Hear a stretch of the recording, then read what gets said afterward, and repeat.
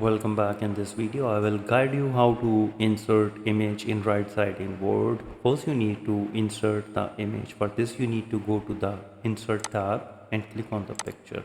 Click on this device and select the desired picture from your computer. For example, this one.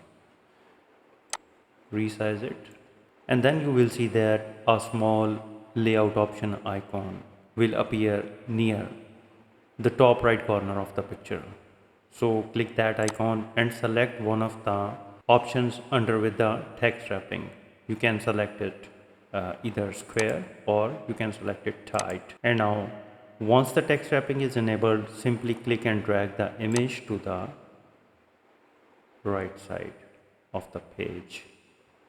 It will automatically snap into the place and your paragraph will wrap cleanly around its left side. If you want Word to perfectly align image with the right margin automatically, for this you need to click on the image to select it and then go to the picture format tab that appears on the top of the ribbon menu. Here it is. And then click on the position button and then select the position in top right with square text wrapping. Here it is. Just need to click on that. So it will instantly insert image in right side in Word document. If you think this video is helpful, please support my channel. Thanks for watching.